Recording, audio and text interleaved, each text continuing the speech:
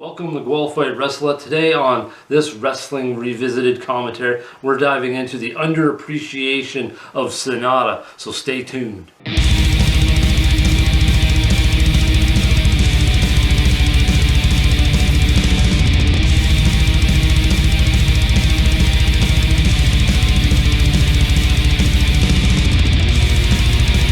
We're not just diving into, the Sanada of today. This is going to be kind of going back to the beginning. I'm doing a little bit of a dive. But, we're not talking about just the cigar smoking, rubber boot wearing, guitar smashing, gorilla suit wearing, most diverse guy in New Japan at the moment. This guy also had some great ring gear also in his early days as well, some really killer stuff. But I like his funky style of the collection of ring gear he's pulling off, in New Japan today.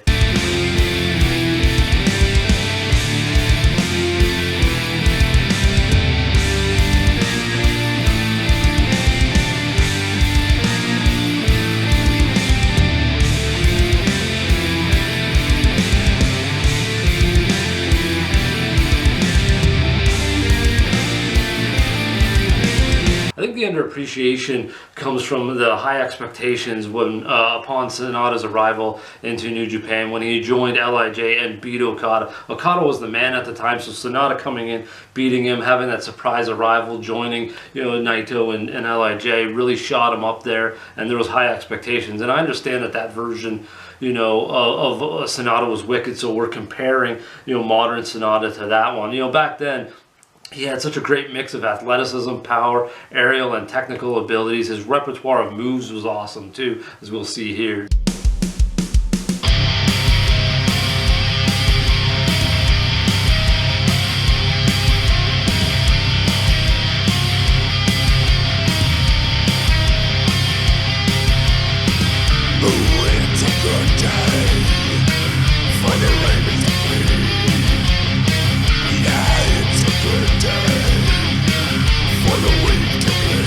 Sanada of old, man. He has some really flashy moves.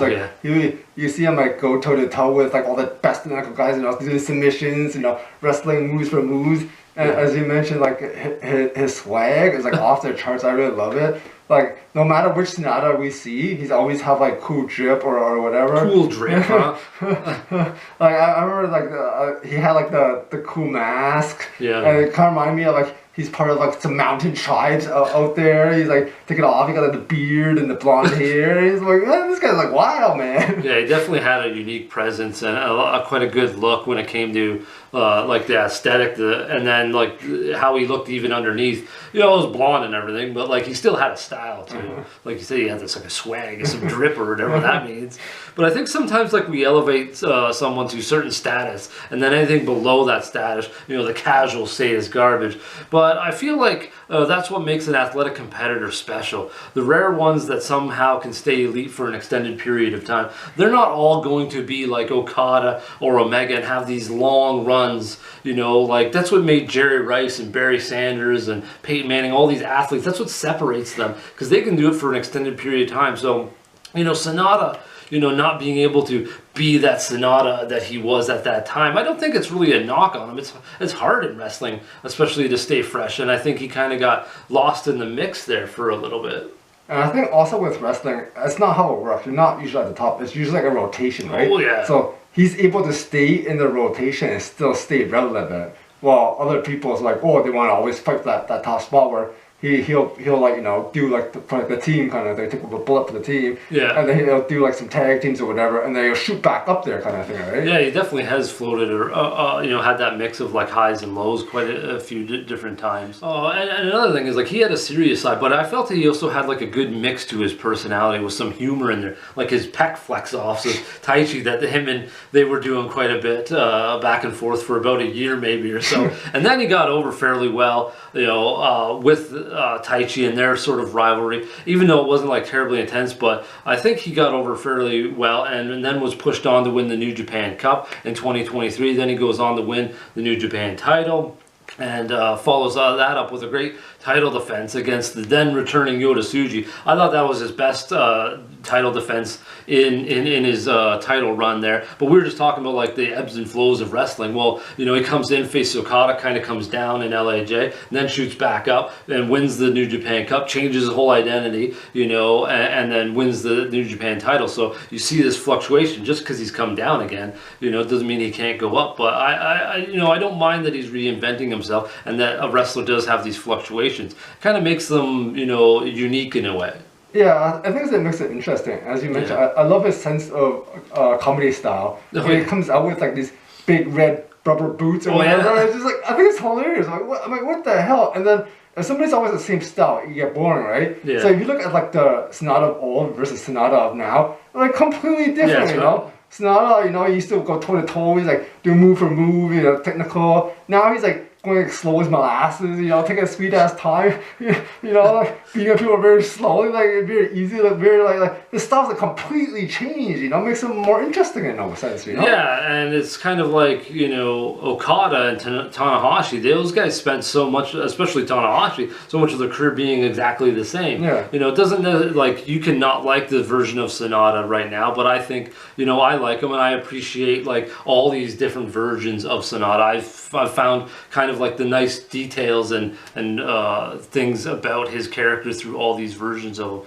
And like I said, is like he won that New Japan title, and there were still complaints about his title run because God forbid you wrestle with, you know, an injury, you know, at a stellar level, that when he had that torn bicep, which he got during the G1 Climax Series, and still wrestled through that, and you can see the damage today, you know, still with his bicep. So, you know, I think like that injury did deter his title run, but I still think the beginning was fairly well, and he did, you know, solid at least at that point.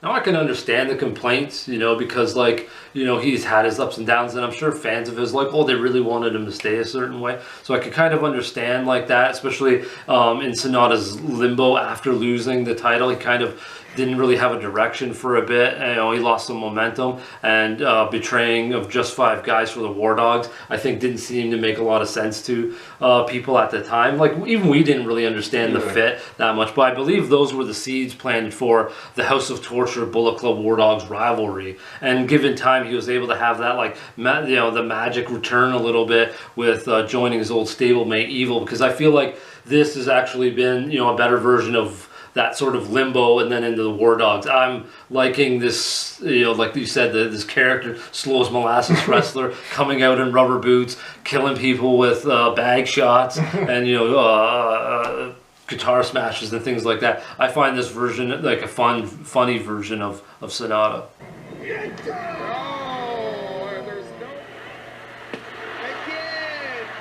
Yeah, I see Sanada, he's like a betrayer of worlds, like, right? Yeah, that's what they call him, you know, cold-blooded snake, you know, the cold skull, anything cold, you know? You can't trust this guy, you know, he's gonna, you know he's gonna backstab you, you just don't know when, you know? Like they're from faction to a faction to a faction, you know? You never know when he's gonna stab Evil next, you know? It'd be hard to stab Evil next. He's like the ultimate betrayer, I guess. But it is interesting. It seemed like he was jumped from 3 factions in like the span of what, like 6 months? Yeah, maybe less. I'm not quite sure, but it was definitely a very short span.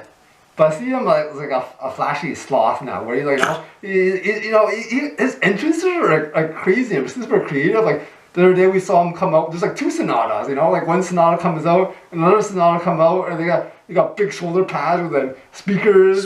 Shoulder pads. Yeah, you know, you never know what he's gonna do next, kind of thing. Like you said, now we get the madness of never knowing what Sanada's going to wear to the ring, or how he will wrestle, or how he will cheat. His personality is an enigma, and I think that is overall intriguing. That makes me want to watch him, because I don't know, you know, how the match is going to go. Like, for instance, he wrestled Zack Sabre Jr., you know, recently, and put on a really good technical performance. You know, sometimes he's cheating, sometimes he's going aerial. Like, there's just, you're not quite sure, and I find like that's what kind of draws me into the version of Sanada and all the ring gear and the different types of stuff. So you know, that's what I think like on, what we're thinking on Sanada, the underappreciation, you got to understand the variables and things, and not kind of just peg him for the version of Sanada that came back and joined LIJ to take out Okada. So, kind of understand that, there's ebbs and flows to wrestling and the changes of characters and different types of things that you do. Like they said, they throw a lot of stuff at the dartboard and see what works. So, and they try to figure that out. And then Sonata's the guy who tries to do a whole bunch of different things and certainly doesn't say the same. So, and I like that in wrestling. I like guys who kind of switch things up if they, feel something's not working. Yeah, I think this is like the best Sanada we've seen, where he's just like super creative. And you just let his imagination just run wild. And yeah, you never know what you're going to get out of him. So that's why you got to tune in to check him out. Yeah, I definitely think it's a little better than some of the old wrestlers that we got, and their whole personality was the same. Yeah. Like Ric Flair was like the same guy for like 30 years or whatever, right? So, and some people might like that, and some people might not like Sanada. They changed it all up, and that's okay, because that's what a creative medium does, right? So we appreciate Sanada. And all his masks and ring gear and variations of hair colors and match styles and stuff. And his variations are bagging you. Oh yeah, he has so many variations of how to cheat and bag people. Until next time, folks, how about some more heavy wrestling?